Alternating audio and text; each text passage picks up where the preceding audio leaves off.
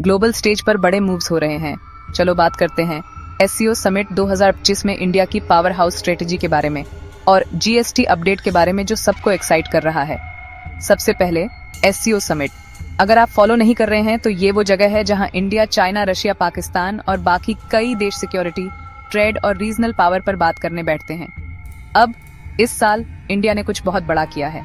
Prime minister Modi ने एक bold नया इकोनॉमिक पार्टनरशिप इनिशिएटिव अनाउंस किया है, जिसका मकसद है एससीओ के अंदर ट्रेड को बढ़ाना, खासकर टेक और ग्रीन एनर्जी में। ये एक बड़ी बात है, क्योंकि ये न सिर्फ इंडिया को रीजनल ग्रोथ के बिल्कुल सेंटर में रखता है, बल्कि ये चाइना और पाकिस्तान को एक स्ट्रॉन्ग मैसेज भी देता है। इंडिया यहाँ लीड करने आया है, सिर्फ पार्टिसिपेट करने नहीं। एक्सपर्ट्स इसे सेंट्रल एशिया के लिए मोदी डॉक्ट्रिन कह रहे हैं। और अगर वो काफी नहीं था तो चलो बात करते हैं दूसरी हेडलाइन ग्रैबर की, जीएसटी अपडेट।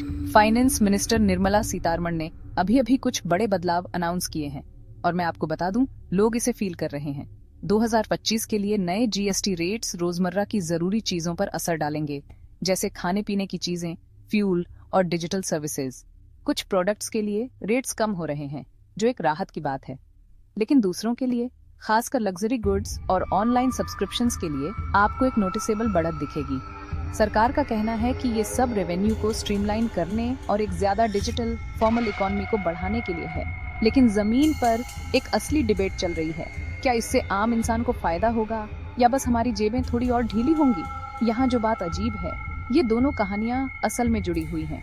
एससीओ में इंडिया के स्ट्रेटेजिक मूव्स सब इकोनॉमिक मसल दिखाने के बारे में है, और जीएसटी अपडेट वो बड़े इन्वेस्टमेंट्स के लिए सरकारी फाइनेंसेस को मजबूत करने के बारे में है, जैसे वो ग्रीन एनर्जी प्रोजेक्ट्स जो मोदी ने अभी प्रॉमिस किए हैं।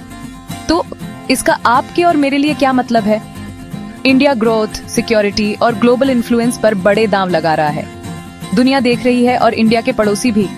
एक बात पक्की है, 2025 इंडिया के लिए वर्ल्ड मैप पर अपनी जगह बनाने के लिए और घर पर हमारी जेबों के लिए एक डिफाइनिंग ईयर बनने वाला है।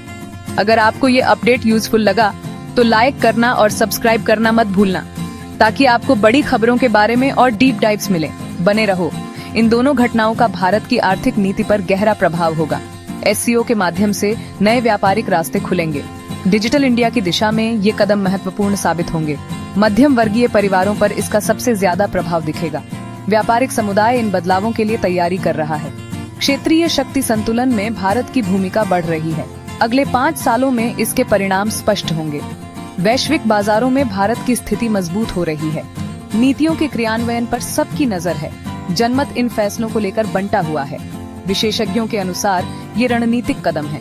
अवसंरचना विकास में तेजी आने की उम्मीद है। रोजगार के नए अवसर सृजित होंगे। तकनीकी क्षेत्र में विकास की गति बढ़ेगी। पर्यावरण संरक्षण को भी बढ़ावा मिलेगा।